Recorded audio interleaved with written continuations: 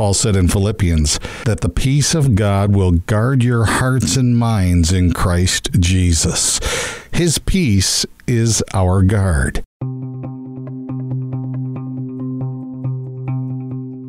Welcome to the Parable Podcast. Thanks for joining Family Life On-Air host Randy Snavely as he digs into the story lessons taught by the world's greatest teacher, Jesus. In this episode, it's part 1 of Guardian of the Galaxy, taken from chapter 12 of the Gospel of Luke.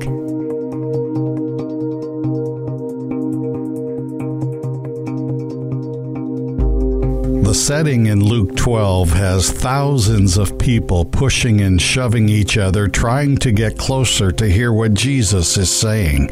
But clearly, not everyone there is listening to Jesus.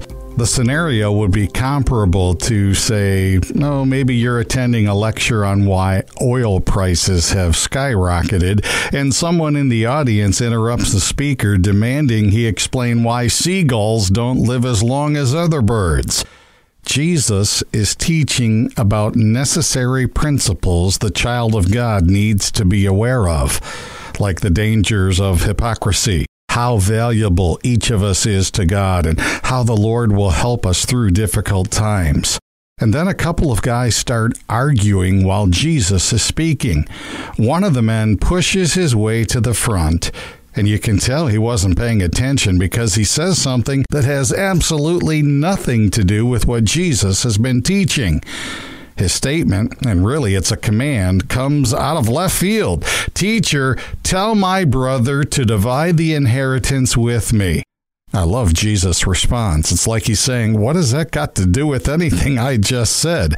Jesus replies, "Man, who appointed me a judge or an arbiter between you? Where are you coming from, buddy?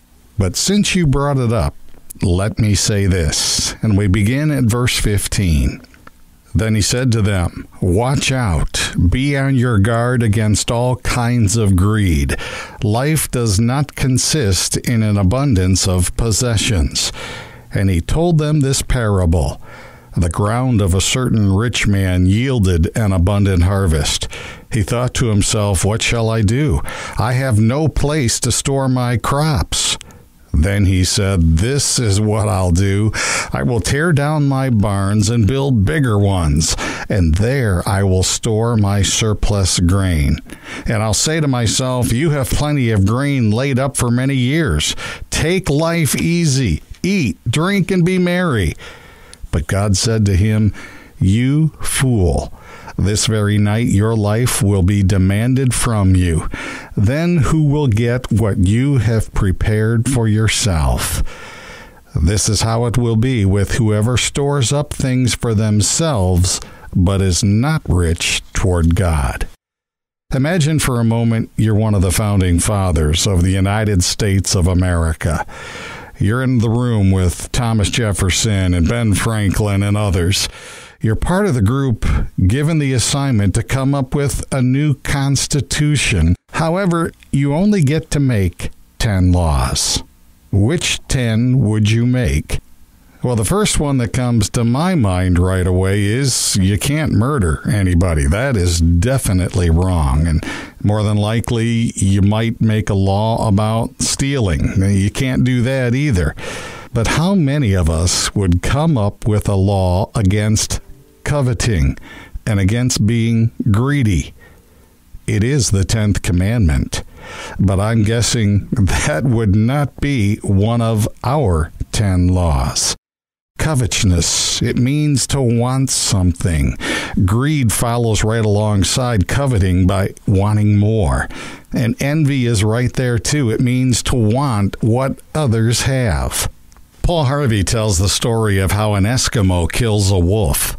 The grisly account offers insight into the destructive nature of greed. The Eskimo coats his knife blade with animal blood and freezes it. Then he repeats that action several times over until the blade is hidden by a thick coating of animal blood. The hunter next sticks the knife securely in the ground with the blade up.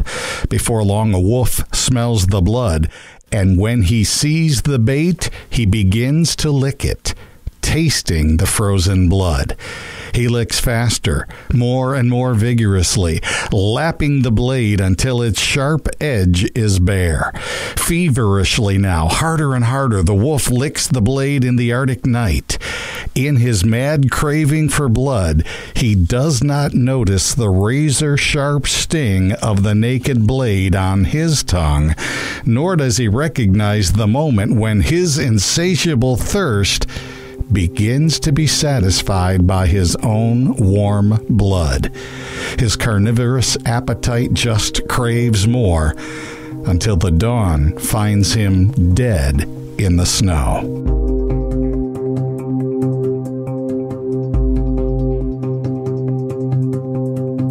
You are listening to the Parable Podcast from Family Life. Today's episode, The Guardian of the Galaxy, Part 1. It's taken from Luke chapter 12, verses 15 through 21.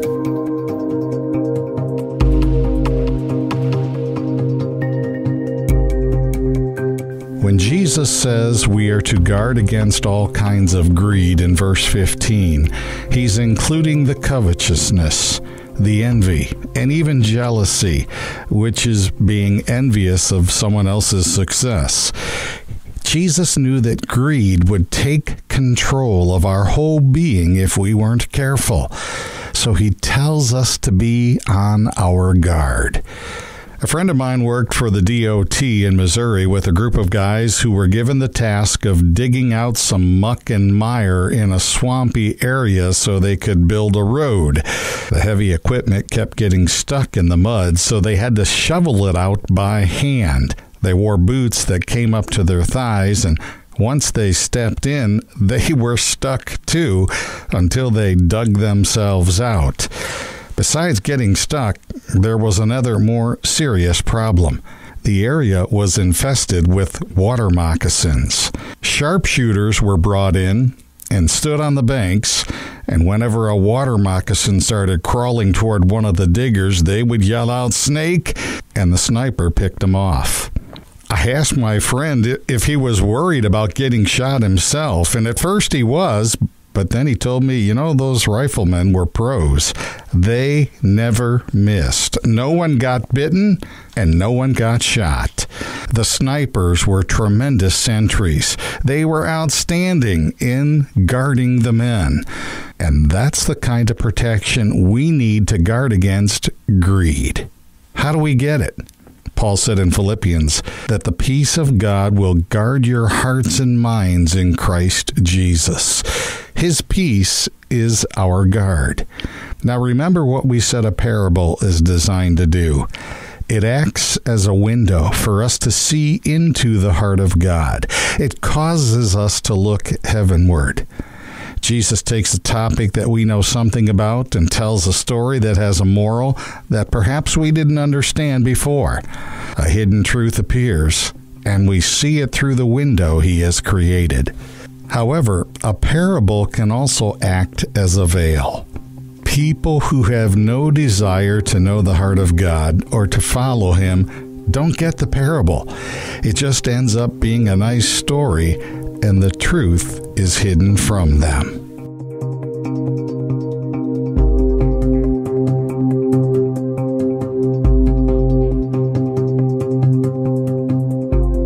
This has been the Parable Podcast with Randy Snavely. Click the subscribe button so you'll know when new episodes are released. And be sure to check out Family Life's other original podcasts, including If That Makes Sense, Therese Talk, and Rise Up with Steve, Therese, and Tim. Family Life is a listener-supported ministry. Your partnership makes podcasts like this possible. Find out more at familylife.org.